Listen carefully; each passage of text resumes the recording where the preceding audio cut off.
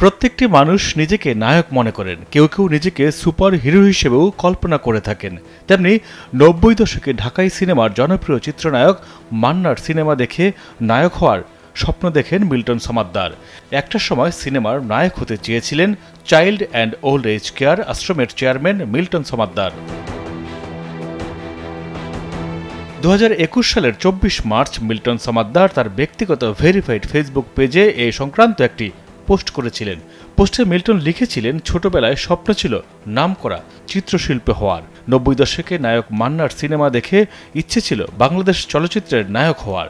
নানা সীমাবদ্ধতায় কোনোটি হতে পারেন নাই। তারপর স্বপ্ন দেখেন সৎ এবং ভালো মানুষ হওয়ার। মৃত্যুর পর যাতে অনেকেই বলে লোকটি ভালো ছিল, দোয়া করেন যাতে সৃষ্টিকর্তা বেহেশতবাসী করেন।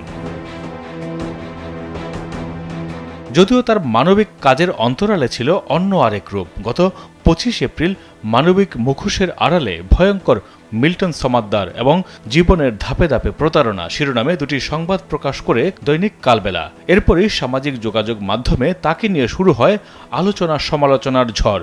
মুখ খুলতে শুরু করেন ভুক্তভোগীরা। এরপর মাঠে নামে দেশের বেশিরভাগ গণমাধ্যমের সাংবাদিক। উঠে আসে তার একের পর এক ভয়ঙ্কর প্রতারণা আর অপকর্মের তথ্য। এসব অভিযোগের প্রেক্ষিতে বুধবার সন্ধ্যায় গোয়েন্দা পুলিশের একটি দল ঢাকার মিরপুর থেকে মিল্টন সমাদ্দারকে গ্রেফতার করে। সামাজিক যোগাযোগ মাধ্যমে মিল্টন সমাদ্দারের সেবামূলক কর্মকাণ্ডের রয়েছে ব্যাপক প্রচারণা, যেখানে দেখা যায় অসহায় দুস্থ মানুষের সেবায় তিনি গড়ে তুলেছেন child and old age care নামের একটি বৃদ্ধাশ্রম। রাস্তা থেকে অসুস্থ এবং ভবঘুরেদের কুড়িয়ে ওই বৃদ্ধাশ্রমে আশ্রয় দেন, করেন সেবা শুশ্রূষা। জনসেবামূলক এসব কর্মকাণ্ডের স্বীকৃতি হিসেবে পেয়েছেন সরকারি বেসরকারি নানা পুরস্কার। তবে ভালো কাজ যতটুকু করেছেন, প্রচার করেছেন, তার চেয়েও অনেক গুণ বেশি। মানুষের কিডনি সহ বিভিন্ন অঙ্গ প্রত্যঙ্গ কেটে বিক্রির মতো ভয়ঙ্কর অপকর্মের পাশাপাশি রয়েছে বহু অভিযোগ।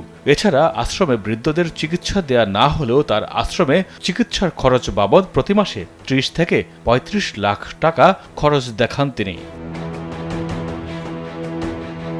আশ্রমের মাধ্যমে এখন পর্যন্ত প্রায় ৯০০ মৃতদেহ দাফনের দাবি করা হলেও মিরপুর বুদ্ধিজীবী কবরস্থানে সব মিলিয়ে ৫০টি, রায়ের বাজার বুদ্ধিজীবী কবরস্থানে ১৫টির মতো মরদেহ দাফনের প্রমাণ পাওয়া গেছে। বাকি ৮৩৫টি মরদেহ কোথায় দাফন করা হয়েছে তার সঠিক হিসেব দিতে পারেননি মিল্টন সমাদ্দার। তাছাড়া দাফন করা মৃতদেহের পেটে আবার কাটাছেঁড়ার দাগ থাকার অভিযোগও রয়েছে। আশ্রমে যাদের মৃত্যু হয়েছে তাদের ডেথ সার্টিফিকেট মিল্টন নিজেই তৈরি করেছেন বলে অভিযোগ রয়েছে। মাইদুর রহমান রুবেল, কালবেলা।